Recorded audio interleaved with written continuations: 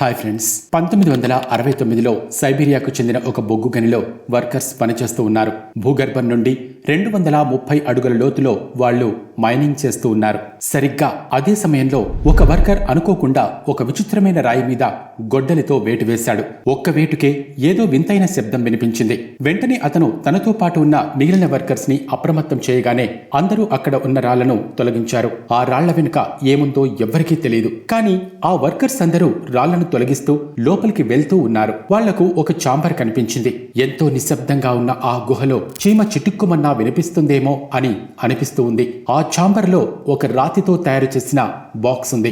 ఆ బాక్స్ లో ఉన్న దానిని చూసిన వెంటనే అందరికీ దిమ్మ తిరిగిపోయింది. ఇటువంటి మిస్టరీని వాళ్ళు మొదటిసారి చూస్తున్నారు. అది ఎంత పెద్ద రహస్యమంటే ఈ విషయాన్ని సోవియట్ యూనియన్, రష్యా ప్రపంచానికి తెలియకుండా దాచిపెట్టింది. ఈ సీక్రెట్ మొత్తం మన మానవ చరిత్రనే ప్రశ్నిస్తోంది. అయితే ఆ బాక్స్ లో ఏముంది? ఈ విషయాన్ని రష్యా ఇప్పటికీ కూడా రహస్యంగా ఎందుకు దాచిపెట్టింది? ఇటువంటి వివరాలను ఈ వీడియోలో మనం తెలుసుకుందాం. అది 1969 సెప్టెంబర్ మాసం. ఆ సమయంలో సైబీరియా సోవియట్ యూనియన్ లో భాగంగా ఉండేది. సైబీరియాకు చెందిన ఒక ప్రాంతంలో ఈ సంఘటన చోటు చేసుకుంది. అక్కడ ఎన్నో వందలాది బొగ్గు గనులున్నాయి. ఆ గనుల్లో పనిచేస్తూ ఉన్న వర్కర్స్ కి ఒక విచిత్రమైన శవపేటిక దొరికింది. రాతితో తయారు చేయబడిన ఆ బాక్స్ ను చూసిన వెంటనే వర్కర్స్ షాక్ అయ్యారు. వెంటనే తమ సూపర్వైజర్ అలెగ్జాండ్రా మెస్సెగిలిన్ కు సమాచారం అందించారు. అలెగ్జాండ్రా ఆ బాక్స్ ను గనుల్లో నుండి బయటకు తీయించాడు. అయితే దానిని బయటకు తీయటం కూడా అంత సులభమైన పని కాదు. ఆ రాతి బాక్స్ చాలా బరువుగా ఉండటం వల్ల వర్కర్స్ దానిని బయటకు తీసుకొచ్చేందుకు ఎంతగానో శ్రమపడ్డారు. ఎంతో కష్టపడి ఆ బాక్స్ ను బయటకు తీసిన తర్వాత అలెగ్జాండ్రా ఆ విషయాన్ని లోకల్ ఆఫీసర్స్ కి సమాచారం అందించాడు. అయితే అప్పుడే అతను మరో ఆలోచన చేశాడు. ఆ బాక్స్ గురించి గవర్నమెంట్ కి తెలిస్తే అందులో ఉన్న ఖజానా మొత్తం ఖాళీ చేస్తారని అతనికి అనుమానం కలిగింది. ఆ పెట్టెలో బంగారం, వజ్రాలు వంటి ఎంతో అమూల్యమైన సంపద ఉంటుంది అని అతను అనుకున్నాడు. దాంతో అత్యాశకు లోనై అతను ఆ పెట్టెను తెరిచాడు. ఆ పెట్టెను తెరిచిన వెంటనే దాని లోపల నుండి ఒక కాంతి బయటకు వచ్చింది. దానిని చూసి అక్కడ ఉన్న వాళ్ళందరూ ఆశ్చర్యపోయారు. కానీ పెట్టెలో ఉన్నదాన్ని చూడగానే వాళ్లకు మతిపోయినట్టయింది. ఎందుకంటే ఆ పెట్టెలో ఒక అమ్మాయి డెడ్ బాడీ ఉంది. సాధారణంగా అన్ని సంవత్సరాల పాటు భూగర్భంలో ఆ శవపేటిక ఉంది కాబట్టి అందులో ఉన్న డెడ్ బాడీ కుళ్ళి కృషించిపోయి ఉంటుంది. కానీ ఆ అమ్మాయి శవం మాత్రం ఫ్రెష్ గా ఉంది. ఆమెను చూస్తూ ఉంటే నిద్రపోతూ ఉందేమోనని వాళ్ళందరికీ అనిపించింది. ఆ అమ్మాయి చూడటానికి చాలా అందంగా ఉంది. ఆమె స్కిన్ టోన్ కూడా ఎంతో మృదువుగా తెల్లగా ఉంది. మొహం మీద ఎలాంటి ముడతలు కూడా లేవు. పొడవాటి జుట్టు, నీలి కళ్లతో చూడటానికి ఒక అప్సరసలాగా కనిపించింది. చుట్టుపక్కల ఉన్నవాళ్లు మొదటిసారి ఇంత అందమైన అమ్మాయిని చూశారు. ఆ అమ్మాయి తెల్లటి బట్టలు వేసుకుంది. అటువంటి బట్టలు మన భూమి మీద ఎక్కడా దొరకవు. ఇక్కడ మరో విశేషం ఏంటంటే ఆ డెడ్ బాడీని ఒక పింక్ కలర్ లిక్విడ్ లో ఉంచారు. ఆ అమ్మాయి డెడ్ బాడీ చుట్టుపక్కల గులాబీ రంగు ద్రవం ఉంది. ఆమె పక్కనే ఒక బ్లాక్ కలర్ బాక్స్ కూడా కనిపించింది. 1969లో ఇప్పుడున్నంత టెక్నాలజీ ఎక్కడుంది చెప్పండి? కానీ ఆ బ్లాక్ బాక్స్ ఒక స్మార్ట్ డివైస్ అని తర్వాత పరిశోధనలో తేలింది. ఈ అమ్మాయి గురించి తెలుసుకోవాలని అందరికీ ఆతృత పెరిగిపోయింది. అందరూ కలిసి ఆమెకు టిసల్ ప్రిన్సెస్ అనే పేరు పెట్టారు. టిసల్ అనేది వారి జిల్లా పేరు. ఇక శవపేటికలో ఇటువంటి అందమైన అమ్మాయి డెడ్ బాడీ కనిపించింది అనే వార్త క్షణాల్లో అంతటా వ్యాపించింది.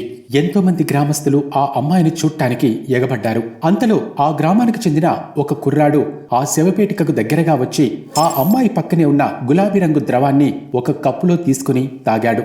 ఆ లిక్విడ్ కి ఎలాంటి టేస్టు లేదని అతను చెప్పాడు. కానీ కొన్ని రోజులు గడిచేసరికి ఆ లిక్విడ్ తాగిన ఆ కుర్రాడు పిచ్చోడైపోయాడు. అతనికి తన ఇల్లు కూడా గుర్తులేదు. పిచ్చి పిచ్చిగా ప్రవర్తించడం మొదలుపెట్టాడు. అలా కొన్ని రోజులు గడిచిన తర్వాత అతను చనిపోయాడు. సైబీరియాలో ఇటువంటి శవపేటిక దొరికింది అని తెలిసిన తర్వాత ఆఫీసర్స్ అందరూ ఆ గ్రామానికి చేరుకుని ఆ డెడ్ బాడీని తమ కంట్రోల్లోకి తీసుకున్నారు. ఆ డెడ్ బాడీలో ఏదో ఒక వైరస్ లేదా ఇన్ఫెక్షన్ ఉండవచ్చు అని కూడా అధికారులు చెప్పారు. దాంతో గ్రామస్తులు భయపడిపోయి ఆ ప్రాంతాన్ని ఖాళీ చేశారు. ఇక ఆఫీసర్స్ అందరూ హెలికాప్టర్ తో ఆ రాతి బాక్స్ ను ఎయిర్ లిఫ్ట్ చేయాలి అనుకున్నారు. వాళ్ళు ఒక మిలిటరీ హెలికాప్టర్ ని కూడా రప్పించారు. అయితే ఆ శవపేటిక చాలా బరువుగా ఉండడంతో దానిని ఎయిర్ లిఫ్ట్ చేయలేకపోయారు. చేసేది లేక అధికారులు ఆ మహిళా శరీరాన్ని ఆ లిక్విడ్ లోంచి తీయాలి అని నిర్ణయించుకున్నారు. ఈ రెండింటిని వేరువేరుగా రీసెర్చ్ సెంటర్ కి తీసుకువెళ్ళాలి అని అనుకున్నారు. ఆ బాక్స్ లో నుండి పింక్ లిక్విడ్ ని బయటకు తీసిన వెంటనే ఒక వింతైన సంఘటన చోటు చేసుకుంది.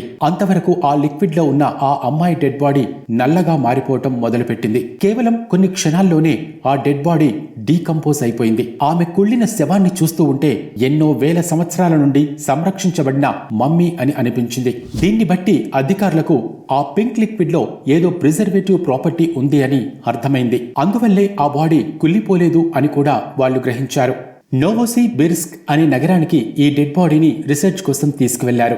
శాస్త్రవేత్తలకు కూడా ఈ టిసెల్ ప్రిన్సెస్ డెడ్ బాడీ మీద రీసెర్చ్ చేయటం చాలా ఆసక్తికరంగా అనిపించింది. ఆ అమ్మాయి వయసు ఎంత ఉంటుందో కార్బన్ డేటింగ్ ద్వారా కనుక్కోవడానికి ట్రై చేశారు. కానీ కార్బన్ డేటింగ్ ద్వారా కేవలం 50,000 సంవత్సరాల పురాతనమైన డెడ్ బాడీలను మాత్రమే పరీక్షించడం వీలవుతుంది. దాంతో ఆ డెడ్ బాడీ 50,000 సంవత్సరాల క్రితానికి చెందింది అని ఆ సైంటిస్టులకు అర్థమైంది. 50,000 సంవత్సరాల క్రితం మన మానవులు రాతితో ఎలాంటి నిర్మాణాలు చేయలేదు. అంతేకాకుండా ప్రిజర్వేటివ్ లిక్విడ్ ని కూడా తయారు చేసేంత టెక్నాలజీ వాళ్లకు లేదు. దాంతో శాస్త్రవేత్తలు తమ రీసెర్చ్ కంటిన్యూ చేశారు. అలా పరిశోధనలు చేసిన తర్వాత ఆ మహిళ వయస్సును వాళ్లు కనుగొన్నారు. నిజానికి ఆ మహిళ బాడీ 80 కోట్ల సంవత్సరాల పురాతనమైనది. అది తెలుసుకోగానే అందరికీ తీవ్రమైన షాక్ తగిలినట్టయింది. ఎందుకంటే 80 కోట్ల సంవత్సరాల క్రితం అసలు ఈ భూమి మీద మానవుడి జాడే లేదు. 80 కోట్ల సంవత్సరాల క్రితం డైనోసార్స్ కాదు కదా, అప్పుడప్పుడే సముద్రంలో జీవజాలం పురుడు పోసుకుంటూ ఉంది.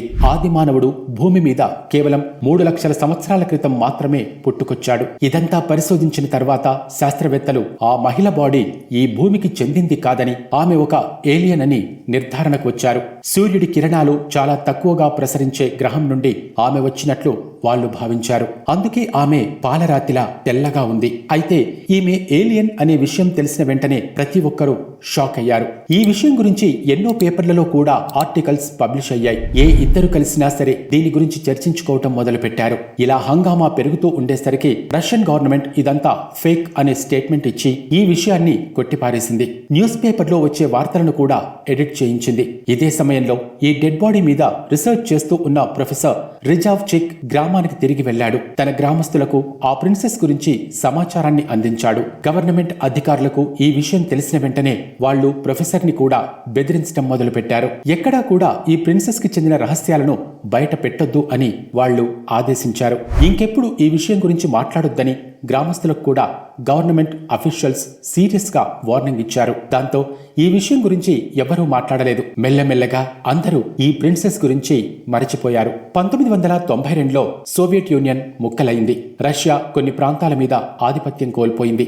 మీడియాకు కూడా కొత్త రెక్కలు వచ్చాయి. దాంతో 2002లో ఈ ప్రిన్సెస్ గురించి న్యూస్ పేపర్లో ఒక ఆర్టికల్ ప్రచురితమైంది. మళ్లీ జనాల దృష్టి టిసెల్ ప్రిన్సెస్ అట్రాక్ట్ చేయటం మొదలుపెట్టింది. ఒక న్యూస్ పేపర్లో 80 కోట్ల సంవత్సరాల క్రితం జీవించి ఉన్న ఒక మహిళ అనే టైటిల్ తో ఆర్టికల్ పబ్లిష్ అయింది. రష్యాకు చెందిన ఒక గూఢచారి సంస్థ ఇచ్చిన ఇన్ఫర్మేషన్ బట్టి ఈ ఆర్టికల్ పబ్లిష్ అయింది.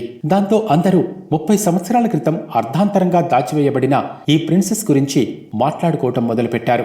మీడియా హౌసెస్ లో కూడా ఇది ఒక పాపులర్ స్టోరీగా అయిపోయింది. ఇక్కడ అందరికీ అనుమానాలను కలిగించే మరొక విషయం ఏంటంటే, ఏ వర్కర్స్ అయితే ఆ రాతి శవపేటికను బయటకు తీశారో వాళ్ళందరూ ఒక్కొక్కరుగా చనిపోయారు. కొంతమంది నీటిలో మునిగి చనిపోతే మరికొంతమంది యాక్సిడెంట్ లో చనిపోయారు. ఒక జర్నలిస్ట్ చెప్పిన దాని ప్రకారం 1973లో కూడా ఇటువంటివే మరో 2 శవపేటికలు దొరికాయి. కానీ వీటి గురించి పబ్లిక్ కి తెలియకుండా దాచిపెట్టారు. ఎక్కడైతే ఈ శవపేటికలు లభించాయో అక్కడ పనిచేసే వర్కర్స్ ని పనిలో నుండి తీసేసి వారి స్థానంలో మరికొంతమంది కొత్త వర్కర్స్ ని నియమించారు. ఈ సంఘటనలన్నింటినీ కూడా ఫోటోల రూపంలో, వీడియోల రూపంలో కూడా భద్రపరిచారు అని ఆ జర్నలిస్టులు చెప్పారు. అయితే గవర్నమెంట్ ఎప్పుడూ కూడా ఈ విషయాలను బయట పెట్టలేదు. ఇదంతా ఫేక్ న్యూస్ అని కొట్టిపారేసింది. కొంతమంది ఈ న్యూస్ నిజమని అంటుంటే మరికొంతమంది కల్పితం అని భావిస్తూ ఉన్నారు. ఏ గ్రామంలో అయితే టిసెల్ ప్రిన్సెస్ డెడ్ బాడీ దొరికిందో అక్కడ ఒక మెమోరియల్ కూడా నిర్మించారు. కానీ ఇప్పటికీ వీడని మిస్టరీ ఏంటంటే, ఆ డెడ్ బాడీ గురించి గవర్నమెంట్ జనాలకు తెలియకుండా ఎందుకు దాచిపెట్టింది? దీనికి కాలమే సమాధానం చెప్పాలేమో. ఈ టిసెల్ ప్రిన్సెస్ స్టోరీ గురించి మీరేమనుకుంటున్నారో కామెంట్ సెక్షన్ లో తెలియచేయండి. Thanks for watching.